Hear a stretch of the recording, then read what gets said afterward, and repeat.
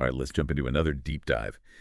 This time around, you sent over some really interesting stuff arguing against those Trump tariff policies. Mm. And we're going to unpack all that today. We're going to look at why some economists think those tariffs might actually do more harm than good in the long run. Yeah, this document you sent, it makes a pretty compelling case, and it really boils down to the argument that these tariffs kind of go against some pretty core principles of how international trade is supposed to work, at least how economists see it. Okay, so like the whole foundation of Trump's view on these tariffs seems to be that trade deficits are a bad thing, Yeah. like a sign of weakness or something. Right. And this document, it calls that a pretty outdated, what was it, mercantilist? Hmm. Yeah, mercantilist view. Right. So how does modern economics look at this whole thing differently? Well, it's interesting. Mercantilism, that was kind of the big idea back in the 16th, 17th centuries. But, these days, economists, they kind of favor a more, globalized, interconnected view of trade. Okay, so if a country hoarding all the gold, that's not the way to economic prosperity anymore. What is? Well, this document lays out four main economic theories that really challenge that old mercantilist view. First up is this idea of comparative advantage, which was, really David Ricardo's big idea. And it basically says that countries, they should specialize in whatever they're best at producing and then, trade with other countries for all that other stuff. So instead of trying to do everything themselves, it's like become the master of one thing. Yeah, that's a great way to put it. Like, think about, I think the classic example is like Portugal. Portugal, they're amazing at making wine. Yeah, right? right. And England, they're really good at producing textiles. So it makes way more sense for them to just trade with each other, wine for textiles, rather than each of them trying to do both things themselves less efficiently. Gotcha. And so this document argues that tariffs kind of mess up this whole system. Yeah. They totally throw a wrench in the works because, tariffs, they make imported goods more expensive. So it's like you're artificially propping up domestic industries that might not actually be, as efficient. So it disrupts that natural flow of goods and services that Ricardo was talking about. And in the long run, it could make everyone worse off.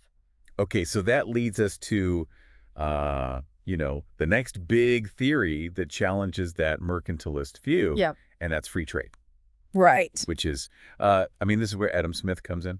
Adam Smith and that invisible hand, right. Exactly. Yeah, Smith's argument was that when governments just stay out of it and let the market do its thing, it benefits everyone. Right. But tariffs, they're kind of like a tax on imports. Oh. So they raise prices, right. And that can stifle economic growth for everyone. Hey, but wait. The document also mentioned something about strategic government intervention? Like, wasn't that Paul Krugman's big idea? Yes, you're talking about Krugman's new trade theory. Okay, yeah. Yeah, and it does acknowledge that in certain situations, some government involvement in trade, it could actually be beneficial. Things like nurturing a specific new industry or fostering innovation. But he makes the point that these widespread tariffs, those can really harm competitive industries and actually stifle that innovation. So it's about finding that right balance. Yeah. Like letting the market do its thing, but sometimes giving it a little nudge in the right direction. Exactly. It's a delicate dance. Yeah. Right. Yeah. And then, of course, we can't forget about, I guess, the elephant in the room. Yeah. These global supply chains. Yeah. Like in today's world, it's super rare for a product to be entirely 100% made in just one country. Yeah, it's like you see those memes online, like someone drops their phone and the entire global economy goes into meltdown. It's funny because it's kind of true. Everything is so interconnected. Totally. It's all one big web. And these tariffs, they disrupt those intricate connections, those supply chains. It makes it more expensive for companies that rely on, parts and materials from all over the world. Right. And ultimately, that leads to higher prices for everyone. Okay, so we're starting to see like where the cracks are in that whole mercantilist approach to trade. Yeah. But, I'm curious to get into the actual impact of Trump's policies, like those specific tariffs. What does this document say about that? Well, one of the biggest concerns is, retaliation. If the U.S. is putting tariffs on, goods coming from China or the EU, they're going to hit back with their own tariffs on American products. Oh, okay. That sounds like, the start of a trade war. Exactly, Yeah. which is, never a good thing. And that brings us to, another potential consequence, which is higher prices. If you've got tariffs on, a whole bunch of different goods, it means everything we buy every day just gets more expensive. Yeah, that's when it really hits home, right? Right. Like for everyday Americans, it's like suddenly Groceries, clothes, electronics, everything's costing more. Exactly. And remember those global supply chains we were talking about? Yeah. Well, tariffs would disrupt those too. So American manufacturers that rely on imported components, they're going to have a harder time, higher production costs. And that can potentially lead to job losses, particularly in sectors like agriculture and manufacturing that rely on exports. So it's like this domino effect, right? Like one thing leads to another, and suddenly we've got, a global economic slowdown. This document really lays out all these potential problems. Yeah, it does not hold back. And it gets pretty specific, about what we might see from places like China, the EU, how they might retaliate, which American industries they might target with their tariffs. Okay, so things could get messy, really fast. What does it say about how all of this could reshape the global, landscape? Well, it suggests that, this whole thing, it could push U.S. allies to, maybe strengthen trade agreements with each other, but without America. Okay, that would be a huge change, globally. Absolutely. And, it brings up another interesting point, too, which is that the U.S. dollar could actually become stronger because of all this. Okay, now that sounds like a good thing. Right. But a stronger dollar makes U.S. exports more expensive, which hurts their competitiveness on the global market. So it's all these unintended consequences. Exactly, this whole tangled web of things. The big takeaway here, I think, is that the goal of these tariffs might have been to protect American interests. But mainstream economics is suggesting that they could really backfire, hurting both the U.S. and the global economy. Wow. Okay, so we've covered a lot, but what are the alternatives? Like if tariffs aren't the answer, what is? We'll explore that right after this. Okay, so if tariffs aren't the right way to help out American businesses and workers, what are some of the alternatives? I mean, this document doesn't really give us a step-by-step plan or anything, but what does it kind of point to? Well, yeah, it definitely emphasizes that we need something more sophisticated than just slapping tariffs on everything. Yeah. I think one key takeaway is this idea of making domestic industries stronger, Okay, yeah. but through targeted investments. Think about education, infrastructure, research and development. These are things that really, boost innovation, boost productivity. So instead of trying to protect American businesses by keeping competition out, we give them what they need to actually compete on a global scale. Exactly. It's all about, fostering a dynamic, resilient economy that can actually adapt and thrive. Yeah. Because, the world's changing all the time, right? Right. Yeah. That makes a lot of sense. But what about dealing with unfair trade practices by other countries? I mean, this document can't just ignore that, right? No, you're right. It does touch on that. And it brings up the idea of diplomacy and these multilateral agreements. Like instead of the U.S. just going it alone with these tariffs, it argues that they should be, working with their allies, to enforce the existing trade rules, negotiate new agreements that make things more fair for everyone. So strengthen numbers. If the U.S. teams up with other countries, they've got a lot more leverage to, get to a fairer outcome. That's the idea, yeah. Yeah. And you could argue that it's just a more sustainable approach, in the long run. More cooperation, more stability instead of all this conflict and uncertainty. Yeah. That sounds a lot better than, getting into some big tariff war that could, spiral out of control.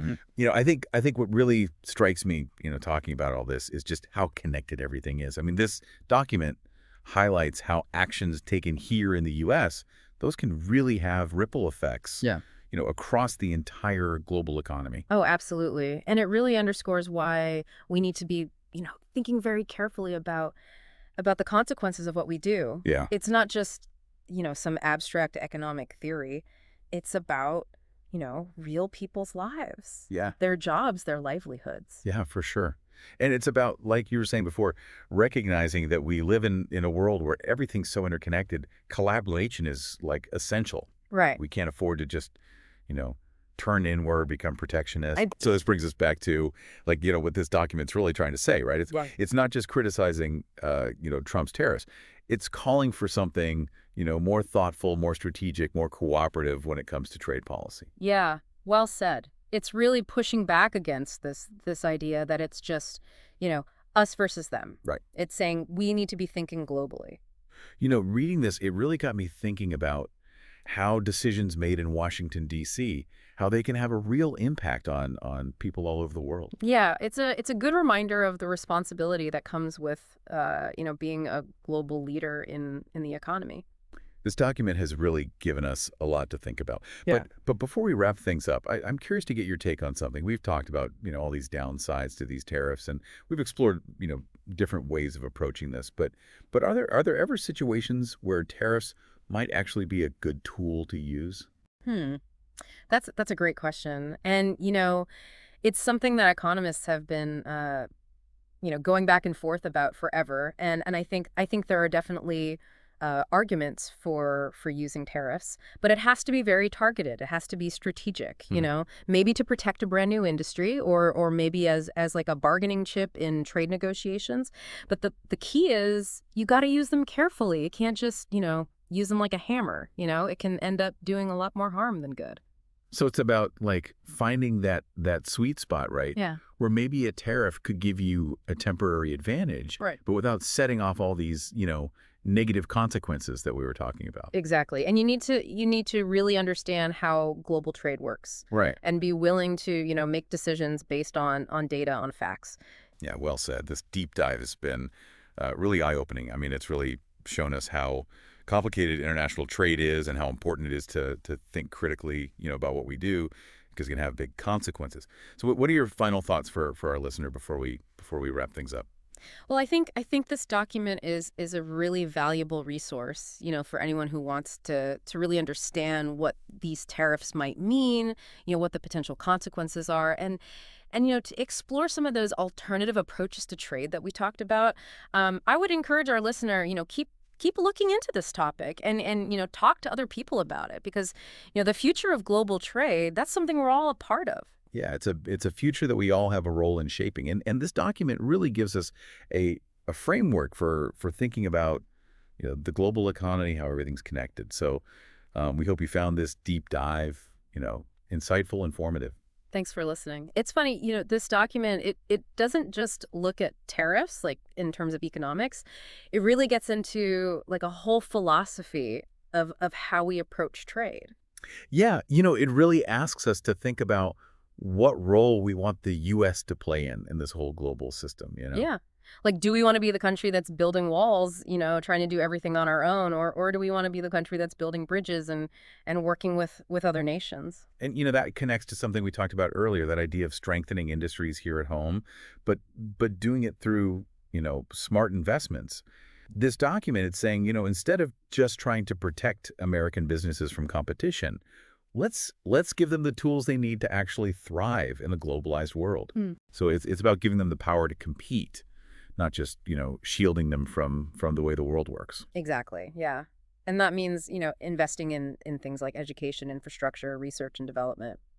So this document, it's really laying out a longer term vision, right? It's not about, those band-aid solutions, those quick fixes. It's about building something that's more resilient, Yeah. something Yeah. that can adapt. Absolutely. Yeah. And it really highlights how important it is to embrace new ideas, technology, innovation, things that can drive growth, create opportunities for American workers. So it's about creating an environment where businesses can, really do well, not just, scrape by. Right, exactly. And Yeah. where workers have the skills they need, the training to succeed and the document it also talks about how we need a more strategic approach to trade negotiations. Yeah, instead of just, throwing tariffs at everything, it's saying we should be working with our allies to, deal with those unfair trade practices and try to create a level playing field. Yeah. Yeah, it emphasizes how important diplomacy is. Right. Working together, building coalitions, that kind of multilateral approach to All right. to reach those shared goals. It just sounds like a much more, I don't know, a more thoughtful approach, right? Than just saying, okay, we're going to put up all these barriers, these protections. This deep dive, it's really shown us how complicated global trade is and how important it is to really think about, what we're doing, because it can have big consequences. Yeah, it's a good reminder that, we're all connected. What happens in one country, it affects everyone else. Right. We can't just, focus on what's happening here, ignore the rest of the world. Exactly. And we need to be having, these conversations based on data, based on facts about how we build a system that's more fair, for everyone. So I think, what this document really does, it gives us a place to start, right? For anyone who wants to really dig into this issue. And it's a call for a more, more just strategic, a more collaborative, forward-thinking approach to how we deal with the global economy. Thanks for joining us on this deep dive. We hope you found it useful.